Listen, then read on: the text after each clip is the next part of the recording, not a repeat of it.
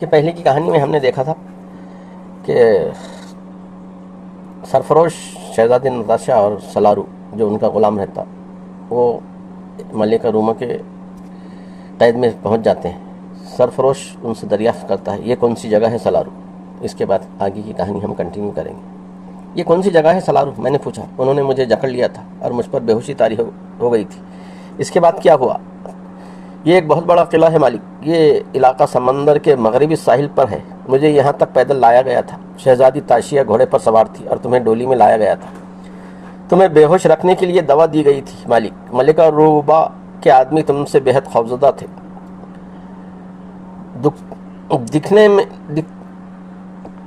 دکھتے ہوئے سر کے ساتھ مجھے ہلکی بھو بھی محسوس ہوئی تھی۔ دکھتے ہوئے سر کے ساتھ مجھے ہلکی بھو بھی محسوس ہوئی تھی۔ پتہ چلا کہ وہ کسی دوا کی بو تھی، چونکہ ملکہ روبا کے بزدلوں نے مجھے قابو میں رکھنے کے لیے دی تھی۔ ہمیں قابو کرنے کے لیے انہوں نے جال کا استعمال کیا تھا، میں نے کہا۔ لیکن مجھے تعجب ہے سلارو کہ انہوں نے ہماری نقل و حرکت، مقام اور وقت کا ٹھیک اندازہ کیسا ہو گیا۔ وہ تو باقاعدہ ہماری گھات میں بیٹھے ہوئے تھے۔ اس پر خود مجھے بھی حیرت ہوئی تھی مالک۔ میں تو کسی خرگوش کی طرح پکڑ لیا گیا تھا۔ بعد میں غور کیا تو احساس ہوا کہ ملکہ روما نے یقیناً ملکہ روبا کے پاس ہمارے فرار کی اطلاع پہنچا دی ہوگی۔ ان کے مزاج اور خیالات میں ہم آہنگی ہے۔ شاہ یوتابا تو ایسا ہرگز نہیں کر سکتا، کیونکہ ملکہ روبا اور شاہ یوتا ایک دوسرے کے خون کے پیاسے ہیں۔ تو یہ بات ہے، میں نے سوچا۔ ملکہ روما نے بڑی گہری چال سوچی تھی۔ میرے اور تاشیہ کے سلسلے میں اسے ناکامی ہوئی تو اس کی سازش بھی ناکام ہو گئی۔ وہ تاشیہ سے حسد کرتی تھی اور مجھے اپنا اعلی کار بنانا چاہتی تھی، لیکن اس کا گھناؤنا اور شیطانی منصوبہ ہمارے فرار کے نتیجے میں دھرا کا دھرا رہ گیا۔ اس لیے وہ اب اپنی سازش کی تکمیل ملکہ روبا کے ہاتھوں کروانا چاہتی تھی۔ کچھ اس ملکہ روبا کے بارے میں بتاؤ، میں نے روما کا خیال ذہن سے جھٹکتے ہوئے کہا۔ سلارو نے ملکہ روبا کے بارے میں جو کچھ بتایا وہ رونگٹے کھڑے دینے کے لیے کافی تھا۔ مجھے سلارو کی بات میں مغالطے کا شائبہ تک محسوس نہیں ہوا۔ وہ ایک حرافہ عورت ہے مالک، سلارو کہہ رہا تھا۔ بہت اوباش اور پرلے درجے کی عیاش ہے۔ اور اس میں خرابی یہ ہے کہ لذت کوشی کے بعد اپنے ہر محبوب کو قتل کر دیتی ہے تاکہ خوابگاہ کی داستانیں باہر نہ جا سکیں۔ لیکن یہ باتیں بھی کہیں چھپ سکتی ہیں۔ اپنے خادموں اور غلاموں کے ساتھ اس کی زیادتیاں اور سفاکیاں میں نے اپنی آنکھوں سے دیکھی ہیں۔ اس کے بہت سے آدمی اپنے بائیں کان اور عورتیں جسم کے حسین حصوں سے محروم ہیں۔ یہ اس بات کی علامت ہے کہ وہ اس کی رفاقت میں رہ چکے ہیں۔ جب ہم قلعے میں داخل ہوئے تو میں نے کئی محافظوں کو دیوار کے ساتھ آہنی شکنجوں میں لٹکے ہوئے دیکھا تھا۔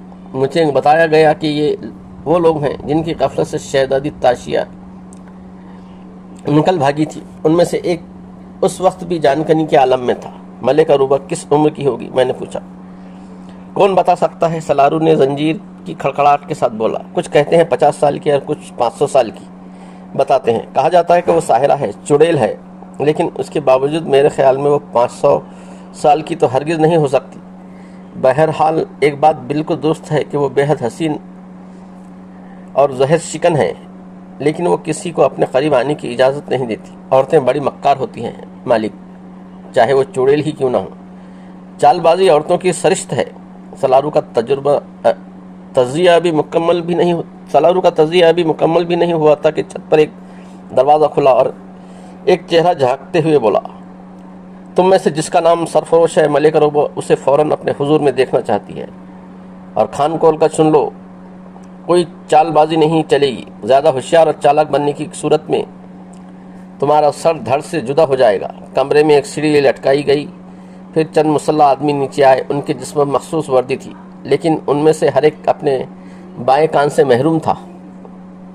انہوں نے مجھے زنجیر سے آزاد کیا اور سیڑھی کی طرف دھکیل دیا۔ اچانک سلارو کی غصے بھری آواز سنائی دی۔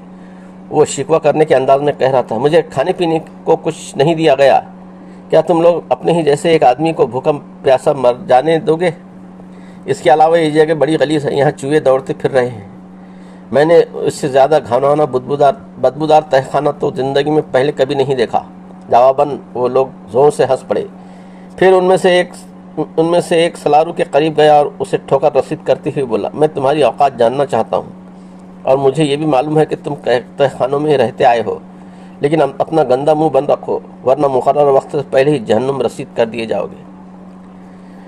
میں سیڑھیوں کی طرف بڑھا، یہ دیکھ کر مسکرائے بغیر نہ رہ سکا کہ وہ مجھ سے دور دور چل رہے ہیں، کوئی میرے قریب نہیں آ رہا ہے، گویا وہ مجھ سے بری طرح خوفزدہ تھے۔ میں دروازے سے گزر رہا تھا کہ نیچے سے سلارو کی آواز سنائی دی، خوش رہو مالک لیکن اپنے غلام کو فراموش نہ کرنا۔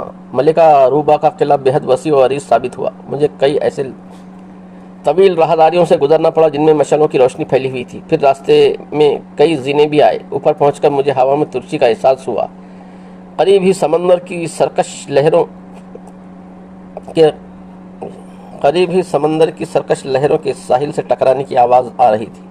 قلعے کے اطراف میں گہری دھند کا حصار تھا، اوپر آسمان تاریک نظر آیا، چاند یا کوئی ستارہ دیکھنے میں نہیں آ رہا تھا۔ ہم قلعے کے بلند و بالا مینار کے قریب پہنچ گئے، پھر مزید زینے طے کرنے پڑے۔ اس کے بعد مجھے ایک بڑے کمرے میں ڈھکیل دیا گیا اور اس کے ساتھ ہی عقب میں زور سے دروازہ بند کرنے اور اسے مقفل کرنے کی آواز سنائی دی۔ اب میں کمرے میں اکیلا تھا، لیکن میری چھٹی حس کہہ رہی تھی کہ میں تنہا نہیں ہوں۔ یہ احساس مجھے کمرے میں داخل ہوتے ہی ہو گیا تھا، لیکن میں نے کوئی ایسی حرکت نہیں کی جس سے ظاہر ہوتا کہ کمرے میں اپنے علاوہ کسی اور کی موجودگی سے باخبر ہوں۔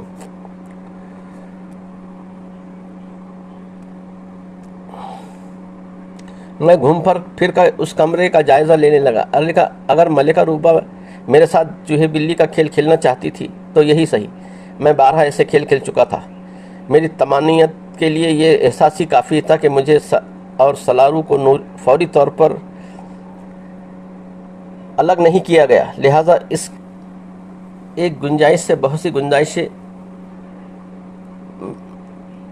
حل ہونے کے امکان تھا۔ وہ کمرہ کئی کمروں سے جڑا ہوا تھا، اس کی سجاوٹ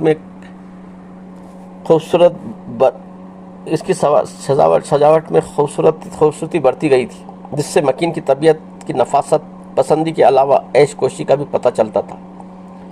فرش پر نہایت قیمتی اور گداز کھالیں بچھی ہوئی تھیں۔ ایک کھال ریچھ کی تھی، اپنی زندگی میں یقیناً 10 فٹ کا رہا ہوگا۔ کمرے میں نرم اور ملائم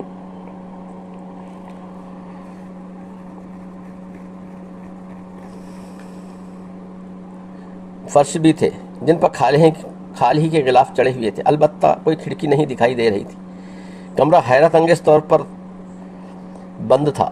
میری سمجھ میں نہیں آ رہا تھا کہ اسے گودام رکھنے کے لیے اس طریقہ اختیار کیا گیا ہوگا۔ کمرے کے ایک گوشے میں بڑی سی میز پر تش میں گوشت، پارچے اور سفید روٹی رکھی ہوئی تھی، اور اسی میز پر ایک طرف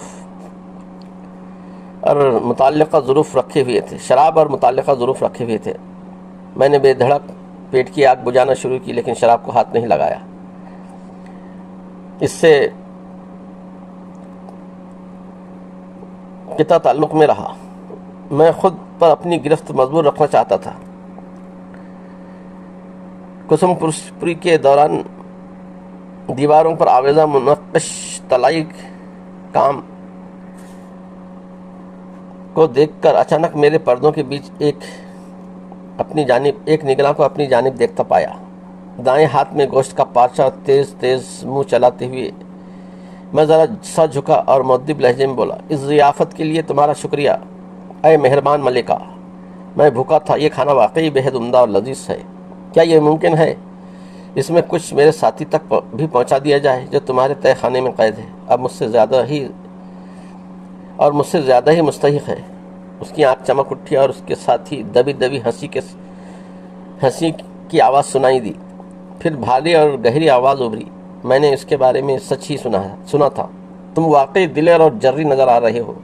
روما نے تمہارے چہرے اور جسم کے بارے میں بھی لکھا تھا۔ سرفروش، کیا تم وہی ہو جو نظر آتے ہو؟ اس سوال کے جواب پر تمہاری زندگی کا انحصار ہے۔ یہ بات میں پہلے بھی واضح کیے دیتی ہوں۔ ملکہ روبا کے لب و لہجے میں ایسی تنبی تھی کہ میری ریڑھ کی ہڈی میں سرد سی لہر دوڑ گئی۔ میں ایک کڑی آزمائش کے مرحلے سے گزر رہا تھا۔ میں دوبارہ خم ہوتے ہوئے زومانی انداز میں بولا، میں کیا ہوں اور کیا نہیں ہوں یہ تو وقت ہی بتائے گا ملکہ عالیہ۔ اگر کوئی آزمائش یا کوئی امتحان مقصود ہو تو میں اس کے لیے تیار ہوں۔ پھر وہی ہنسی، بھاری ہنسی جیسے کوئی مرد ہنستا ہو۔ تم قبروتیوں کے انداز میں لفاسی بھی کر لیتے ہو۔ مجھے یہ انداز پسند نہیں آیا، لیکن تم مجھے پسند آئے ہو۔ اور یہ پسند تمہیں عملی طور پر ثابت کرنی ہوگی۔ تمہیں اس کے لیے ایک موقع دیا جائے گا۔ اگر تم اس حساس اور لطیف آزمائش پر پورے اترے، دوسرے الفاظ میں اگر تم جیت گئے تو تمہاری جان بخشی کی جا سکتی ہے۔ اور میرے وہ ساتھی ملکہ عالیہ، کیا اس کی بھی جان بخشی کر دی جائے گی؟ کیا شہزادی تاشیہ کو بھی رہا کر کے اس کے باپ کے شاہ عباس کے پاس بھیج دیا جائے گا؟ پردے کی اوٹ میں کچھ دیر خاموشی چھائی رہی، پھر ایک بے حد سرد آواز ابھری، تم بہت دور چلے گئے ہو سرفروش، تم نے مجھ سے سودے بازی کی جرت کیسی کر لی؟ ایسا لگتا ہے جیسے یہاں تمہیں کچھ حقوق حاصل ہیں۔ میں نے اس معرکہ کا آغاز جرت سے کیا تھا اور معاملہ جرت ہی سے جاری رہنا چاہیے تھا۔ میں نے اس آنکھ کی طرف گھورتے ہوئے اسی جیسے سرد لہجے میں کہا، میں درخواست تو بہرحال کر سکتا ہوں ملکہ عالیہ، وہ مرد ہی کیا جو اپنے ساتھیوں کے کام نہ آیا۔ کافی ہے، دوسری طرف سے کہا گیا، تمہیں میرے لیے تیار کیا جائے گا، اور تمہارے لیے میرا یہ مشورہ ہے کہ زبان کو اپنے قابو میں رکھو۔ اس کے ساتھ ہی وہ آنکھ غائب ہو گئی۔ کہیں قریب سے ہی متعدد قدموں کی آوازیں ابھرتی سنائی دی۔ اگلے ہی لمحے دروازہ کھلا اور 4 دوشیزائیں کمرے میں داخل ہوئیں۔ انہوں نے جو لباس زیب تن کر رکھا تھا وہ بے لباسی کا مظہر تھے، اور مجھے ایک ہی نظر میں معلوم ہو گیا کہ وہ قدرت کی عنایت کردہ نسوانی دلکشی اور سرمایہ فخر سے یکسر محروم تھیں۔ اس حصے پر فقط ایک تشتری نما سرخ نشان ہی باقی رہ گیا تھا، اور یہ غالباً ملکہ روبہ کی طرف سے عطا کردہ تمغہ خدمت تھا۔ وہ اپنے ظالم اور سفاک ملکہ کی درندگی اور بہیت کا شکار ہوئی تھیں۔ وہ خاموشی سے اپنے کام میں مصروف ہو گئی۔ ان میں سے کسی نے ہنسنا تو کنار مجھے دیکھنا تک اور نہ ہی آپس میں کلام کیا۔ یہ میرے لیے ایک حیرت انگیز بات تھی۔ یہ خاموشی جنس لطیف کی فطرت کے خلاف تھی۔ میں نے سنہرے بالوں والی ایک نازک بدن لڑکی کو پکڑ لیا اور اس کے منہ کھول کر دیکھا تو میں سر سے پاؤں تک کانپ گیا۔ لڑکی کی زبان کٹی ہوئی تھی، اس سے گویائی چھین لی گئی تھی۔ میں جھرجھری سے لے کر رہ گیا۔ سلارور کی بتائی ہوئی ہر بات درست ثابت ہوتی جا رہی تھی۔ میں نے ملکہ روبہ کو کچھ دیر پہلے اس کی دی ہوئی دھمکی کی روشنی میں تصور کی آنکھ سے دیکھا تو وہ مجھے ایک خونخوار اور خون آشام چڑیل نظر آئی۔ وہ ملکہ روبہ سے بھی بہت آگے کی چیز تھی۔ چاروں لڑکیوں نے کانسی کے ایک بڑے برتن میں پانی بھرا اور مجھے غسل دینے لگی۔ پانی گرم اور جھاگدار تھا۔ نہانے سے فارغ ہوا تو انہوں نے معطر تولیوں سے میرا جسم خشک کیا۔ پھر مجھے بہترین اور شاندار لباس پہنایا گیا۔ پہننے کے لیے ملائم چمڑے کے جوتے دیے گئے جن کے تسمے گھٹنوں تک آتے تھے۔ اس سرزمین پر میں نے پہلی بار پیٹ بھر کھانا کھایا اور قاعدے کا لباس پہنا تھا۔ میرا لباس کچھ ایسا تھا جو میں نے یہاں طبقہ عمرہ اور جاں بازوں ہی کو پہنتے ہوئے دیکھا تھا، اور یہ سب کچھ ایک ایسی عورت نے فراہم کیا تھا جو میرے اور میرے ساتھیوں کے مستقبل پر اپنا منحوس سایہ ڈالنے والی تھی۔ لڑکیوں نے اپنی ذمہ داری سے سبکدوش ہو کر مجھے کمرے میں تنہا چھوڑ کر چلی گئیں۔ کچھ دیر بعد پردے کی دوسری طرف قدموں کی چاپ سنائی دی۔ پھر پردہ درمیان سے سرکا اور ملکہ روبہ اندر آ گئی۔ وہ سادہ سا سیاہ لباس کا لبادہ پہنے ہوئے تھی اور اس کے جسم پر کسا ہوا تھا۔ اس کا چہرہ لمبوترا تھا اور اس پر زردی کھنڈی ہوئی تھی۔ اس کی ناک اور تھوڑی بھی لموتری تھی۔ دہانے پر کسی سرخ لکیر کا گمان ہوتا تھا۔ اس کے بال آراستہ نہیں تھے اور ان میں سیاہی کے درمیان کہیں کہیں سفیدی بھی جھلک رہی تھی۔ میں نے سینے پر دونوں ہاتھ باندھے اور سر جھکاتے ہوئے کہا، تم ایک حسین و جمیل عورت ہو ملکہ عالیہ۔ یہ کہتے ہوئے میں نے مبالغے سے کام نہیں لیا تھا۔ وہ جوان نہیں تھی لیکن خوبصورت ضرور تھی۔ اس کے سراپا میں پاگل کر دینے والی کشش تھی۔ جواب میں وہ خاموش رہی اور اپنی بادامی آنکھوں سے میرا جائزہ لیتی رہی، پھر تحکمانہ لہجے میں بولی، جو میری رضامندی کے طلبگار ہوتے ہیں ان کی طرف سے یہ ایک فرسودہ اور روایتی جملہ میرے نزدیک کوئی معنی نہیں رکھتا۔ مجھ سے عقیدت اور ارادت کا اظہار کی یہاں ایک اور رسم رائج ہے۔ تم گھٹنوں کے بل چلتے ہوئے میرے قریب آؤ گے۔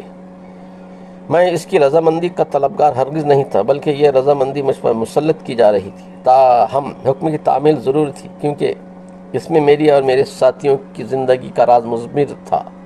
میں گھٹنوں کے بل جھکا اور آہستہ آہستہ اس کی طرف بڑھنے لگا۔ قریب پہنچا تھا کہ ملکہ روبہ نے اوڑی ہوئی سیاہی فرش پر پھینک دی۔ میں نے سیاہ لبادے کی طرف دیکھا اور آنکھیں بند کر لی۔ ہوش کی آنکھیں بیدار ہوئیں تو ملکہ روبہ آنکھیں بند کیے ہنستے ہوئے بولی، واقعی تم اپنے قول و فعل میں پورے اترے ہو اور آزمائش میں کامیاب رہے ہو۔ میں تمہاری جاں بخشی کرتی ہوں۔ فوراً یہاں سے چلے جاؤ، تم خوش نصیب ہو جو اس خوابگاہ سے یوں زندہ سلامت جا رہے ہو۔ اگر تم کوئی عام آدمی ہوتے تو یہ تمہاری زندگی کی آخری رات ہوتی۔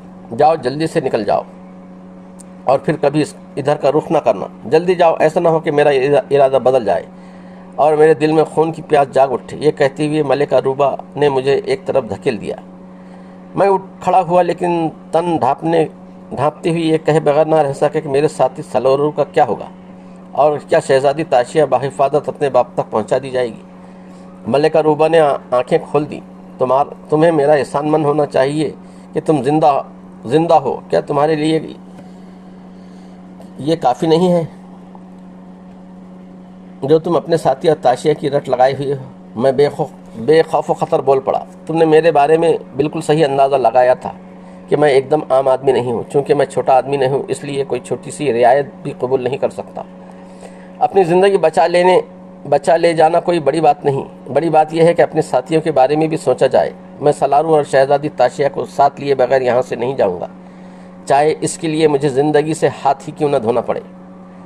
ملکہ روبا مجھے غور سے دیکھنے لگی۔ آج تک کسی نے مجھ سے اس انداز میں اور اس لہجے میں بات نہیں کی۔ کیا تمہیں مجھ سے خوف نہیں آ رہا ہے؟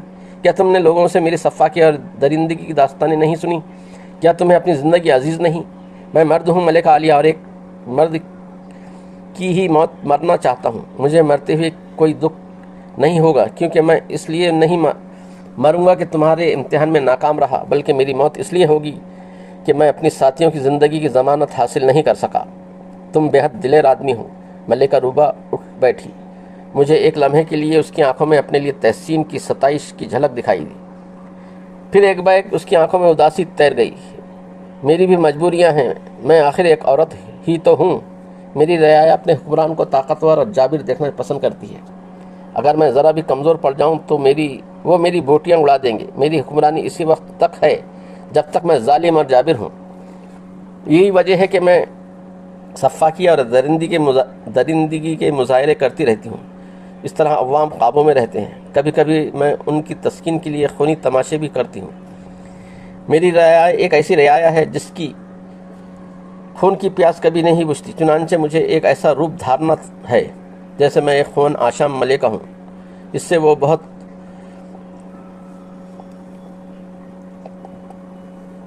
مروب ہوتے ہیں۔ تمہیں میں ایک خطرہ مول لیتے ہوئے یہاں سے نکل جانے کی اجازت دے رہی ہوں، لیکن اگر تاشیہ تمہارے ساتھی سلارو کو بھی نکل جانے دیا تو اسے میری کمزوری اور ناطاقتی پر محمول کیا جائے گا۔ رعایا پر میری گرفت کمزور ہو جائے گی، اور اس طرح کسی بھی وقت میرا خاتمہ ہو سکتا ہے۔ ملکہ روبا کچھ دیر خاموش رہی، پھر دوبارہ بولنے لگی۔ مجھے افسوس ہے سرفروش کہ میں تمہارے ساتھیوں کے معاملے میں کوئی رعایت نہیں دے سکتی۔ ان کو رعایت دے کر میں اپنی رعایا کو ان کے مخصوص خونی کھیل اور تفریح سے محروم نہیں کر سکتی۔ مجھے عوام کو بھی خوش رکھنا پڑتا ہے، ان پر حکومت کرنے کا یہی ایک طریقہ ہے۔ ہاں، اگر تم انہیں بچانا چاہو تو تمہیں کوشش کرنے کا موقع ضرور دے سکتی ہوں۔ اس طرح لوگ بھی لطف اندوز ہوں گے اور میری کمزوری بھی ظاہر نہیں ہوگی۔ تمہیں موقع دیا جائے گا کہ خود کو اور اپنے ساتھیوں کو ہلاکت سے بچا سکو، یہ میرا وعدہ ہے۔ تم خوابگاہ کے شہزور ثابت ہو گئے ہو، اب دیکھنا ہے کہ مرد میدان بھی ثابت ہوتے ہو یا نہیں۔ ملکہ روبا نے اشارہ کیا تو اگلے ہی لمحے دو لڑکیاں کمرے میں داخل ہوئیں۔ انہوں نے فرش پر پڑی لبادے کی سیاہی ملکہ کے جسم پر ڈال دی اور پھر مجھے خوابگاہ سے باہر لے گئیں جہاں مسلح محافظ پہلے سے موجود تھے۔ اس بار مجھے اس کمرے میں نہیں لے جایا گیا جہاں سلارو قید تھا، بلکہ یہ کوئی اور ہی کمرہ تھا، بڑا کشادہ اور بے حد آرام دہ۔ وہاں کھانے پینے کی مزید اشیاء موجود تھی۔ ایک گوشے میں اوڑھنے اور بچھونے کے نرم و نفیس کھالوں کے انبار لگا ہوا تھا۔ مسلح محافظ مجھے اپنے کمرے میں چھوڑ کر چلے گئے، لیکن جاتے ہوئے دروازے کو مقفل کرنا نہیں بھولے تھے۔ میں کمرے کی چھوٹی سی سلاخ دار کھڑکی کے قریب جا کھڑا ہوا اور سوچنے لگا کہ دیکھو کل کا دن میرے لیے اور ساتھیوں کے لیے اپنے جلو میں کیا لے کر آتا ہے۔ یہ حقیقت ہے کہ میں شہزادی تاشیہ اور سلارو کے لیے بہت پریشان تھا۔ شہزادی تاشیہ میری ذمہ داری تھی، اس نے مجھ سے مدد مانگی تھی، اور اب یہ میرا فرض تھا کہ میں اسے بخیریت اس کے شہنشاہ احباس تک پہنچاتا۔ رہا سلارو کا معاملہ تو وہ بھی اپنی نثاری کے باعث میری ذمہ داری بن چکا تھا۔ اس غریب نے میری خاطر بہت بڑا خطرہ مول لیا تھا، میرے لیے جلا وطن ہو گیا تھا۔ اب وہ یوتابا اور ملکہ روما کی زندگی میں کبھی معبہ نہیں داخل ہو سکے گا۔ اس لیے دنیا میں کوئی ہستی، کوئی سہارا تھا تو صرف میں ہی تھا، اس لیے میں اسے مایوس نہیں کر سکتا تھا۔ شہزادی تاشیہ کے لیے کم از کم مجھے ایک بات کا اطمینان تھا کہ ملکہ روما اسے کوئی گزند نہیں پہنچائے گی۔ اس کی آگے کہانی اگلے ایپیسوڈ میں ختم کریں گے، تب تک کے لیے اجازت۔